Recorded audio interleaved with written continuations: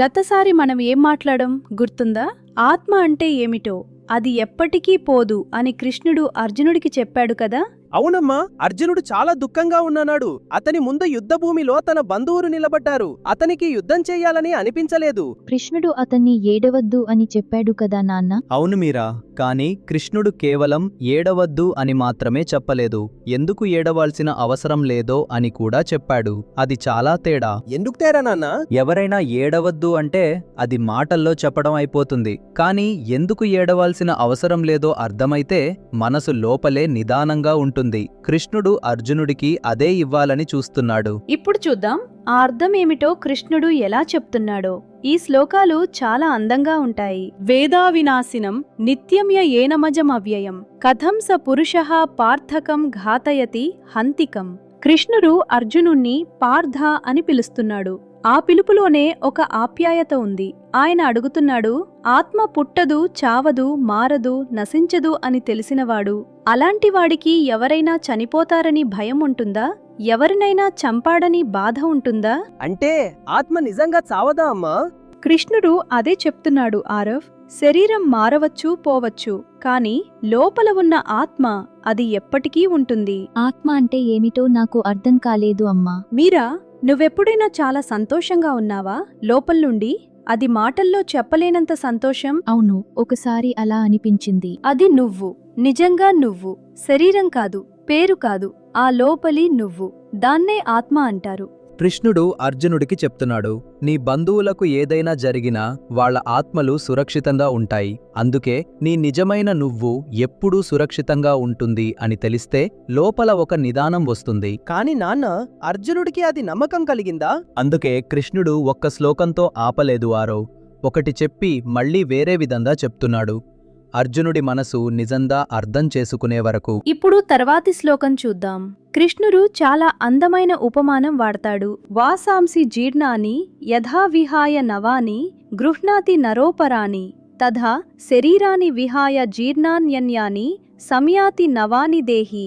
ఇందులో కృష్ణుడు చాలా సులభంగా చెప్తున్నాడు. పాత బట్టలు పారైపోతే మనం కొత్త బట్టలు వేసుకుంటాం కదా, అలాగే ఆత్మ కూడా పాత శరీరం వదిలి కొత్త శరీరంలోకి వెళ్తుంది. అది ఆత్మకు మార్పు కాదు, కేవలం శరీరం మారింది. అమ్మా, బట్టల్లా? నిజంగా? అవును మీరా, కృష్ణుడు అంత సులభంగా చెప్పాడు. బట్టలు మారినా నువ్వు నువ్వే కదా, అలాగే శరీరం మారినా ఆత్మ అదే ఉంటుంది. కాని అమ్మా, బట్టలు మారడం మనకు కనిపిస్తుంది కదా, ఆత్మ శరీరం మారడం ఎవరికైనా కనిపిస్తుందా? మంచి ప్రశ్న వేశావారో. కనిపించదు, కాని కృష్ణుడు చెప్తున్నాడు అది జరుగుతుంది. మనం బట్టలు మారడం చూస్తాం కదా, ఆ బట్ట పాడైపోయిందని బాధపడతామా? లేదు నాన్న, కొత్తది వేసుకుంటాం. అదే కృష్ణుడు అర్జునుడికి చెప్తున్నాడు, నీ బంధువుల ఆత్మలు పాత శరీరం వదిలి కొత్తదిలోకి వెళ్తాయి. అది మార్పు, అంతము కాదు. అందుకే మార్పుకు భయపడకుండా లోపల ఏది శాశ్వతంగా ఉందో దాన్ని అర్థం చేసుకోవడం ముఖ్యం. అంటే ఆత్మ ఎప్పుడూ ఒకేలా ఉంటుందా నాన్న? అవును మీరా, శరీరం పెరుగుతుంది, మారుతుంది, కాని లోపల ఉన్న ఆత్మ మారదు, అది ఒకే రకంగా ఉంటుంది. ఇప్పుడు చూడండి, తర్వాత కృష్ణుడు మరింత బలంగా చెప్తాడు, ఆత్మను ఏ శక్తి హాని చేయలేదు అని. నైనం చిందంతి శస్త్రాణి నైనం దహతి పావకః న చైనం క్లేదయంత్యాపో న శోషయతి మారుతః. కృష్ణుడు చెప్తున్నాడు, ఆత్మను ఏ ఆయుధమో కోయలేదు, ఏ అగ్ని కాల్చలేదు, ఏ నీరు తడపలేదు, ఏ గాలి ఎండించలేదు. ఇవన్నీ శరీరానికి చేయగలవు, కాని ఆత్మకు ఏమీ చేయలేవు. ఆయుధం కూడా కోయలేదా అమ్మా? అది ఎలా సాధ్యం? ఆయుధం శరీరాన్ని హాని చేయగలదు ఆరవ్, కాని ఆత్మ అది శరీరంలో ఉన్నా శరీరం వదిలినా అది ఒకేలా ఉంటుంది. ఆయుధానికి ఆత్మ అందుబాటులో లేదు. నాన్న, అగ్ని కాల్చలేదు అంటే ఆత్మ అగ్నికి కనిపించదా? చాలా బాగా అడిగావు మీరా. అగ్ని, నీరు, గాలి ఇవన్నీ మనకు కనిపించే వాటిని మాత్రమే మార్చగలవు కదా. ఆత్మ కనిపించదు, పట్టుకోలేం, అందుకే వాటికి హాని చెయ్యడం సాధ్యం కాదు. అంటే ఆత్మ చాలా పవర్ఫుల్ గా ఉంటుందా నాన్న? పవర్ఫుల్ అనే మాట కాదు ఆరవ్, ఆత్మ వేరే రకమైనది. అగ్నికి, నీటికి, గాలికి అందే రకం కాదు అది. అందుకే కృష్ణుడు చెప్తున్నాడు, నీ లోపల ఉన్న నిజమైన నువ్వుకి ఏ హాని జరగదు. అది తెలిస్తే మనసులో ఒక ధైర్యం వస్తుంది. అర్జునుడికి అప్పుడు ధైర్యం వచ్చిందా అమ్మా? కృష్ణుడు ఇంకా చెప్తున్నాడు మీరా, ఒక్క శ్లోకం చాలదు అర్జునుడి మనసు నిండా ఈ నమ్మకం నిండాలని. ఇప్పుడు తర్వాతి శ్లోకంలో కృష్ణుడు మళ్ళీ అదే మాట వేరే విధంగా చెప్తాడు. అచ్చేద్యోయమదాహ్యో యమక్లేద్యో శోష్య ఏవచ నిత్యః సర్వగతః స్థాణురచలోయం సనాతననః. ఈ శ్లోకంలో కృష్ణుడు ఆత్మ గురించి ఒక్కొక్క విషయం చెప్తున్నాడు. కోయలేనిది, కాల్చలేనిది, తడపలేనిది, ఎండించలేనిది. అంతేకాదు అది శాశ్వతమైనది, అన్ని చోట్లా ఉన్నది, కదలనిది, మారనిది, సనాతనమైనది అంటే చాలా పురాతనమైనది, ఎప్పటికీ ఉండేది. అమ్మా, అన్ని చోట్లా ఉంది అంటే ఏమిటి? ఆత్మ ఒక్కో మనిషిలో ఒక్కటి ఉంటుంది కదా? మంచి ప్రశ్న ఆరవ్. కృష్ణుడు చెప్తున్నాడు, ఆత్మ ఏ ఒక్క చోటికి పరిమితం కాదు. అది ఒక గది లాంటిది కాదు, అది గాలి లాంటిది. గాలి అన్ని చోట్లా ఉంటుంది కదా, అలాగే. నాన్న, కదలనిది అంటే ఆత్మ ఎక్కడికి వెళ్ళదా? కదలనిది అంటే దాన్ని ఏ శక్తి కదిలించలేదు మీరా. గాలి వస్తే చెట్టు కదులుతుంది కదా, కాని చెట్టు వేళ్ళు లోపల అలాగే ఉంటాయి. ఆత్మ అలాంటిది. ఓ, అంటే బయట ఏం జరిగినా లోపల ఆత్మ అలాగే ఉంటుందా? అదే కృష్ణుడు చెప్పాలనుకుంటున్నది ఆరవ్. బయట గొడవలు జరుగుతాయి, బాధలు వస్తాయి, కాని లోపల నీ ఆత్మ అలాగే నిదానంగా ఉంటుంది, అది మారదు. అమ్మా, అర్జునుడికి ఇది వినగానే మంచిగా అనిపించిందా? కృష్ణుడు ఇంకా చెప్తున్నాడు మీరా, ఒక్క మాట చెప్పాలి ఇంకా. ఇప్పుడు తర్వాతి శ్లోకం చూద్దాం. అవ్యక్తోయమచిన్ త్యోయమవికార్యో యముచ్యతే తస్మాద్దేవం విదిత్వైనం నాను శోచితుమర్హసి. ఇందులో కృష్ణుడు చెప్తున్నాడు, ఆత్మ కనిపించదు, మనసుతో పూర్తిగా అర్థం చేసుకోలేం, అది ఎప్పటికీ మారదు. ఇది తెలిసిన తర్వాత శరీరం గురించి దుఃఖపడాల్సిన అవసరం లేదు అని. అమ్మా, మనసుతో అర్థం చేసుకోలేమంటే ఏమిటి?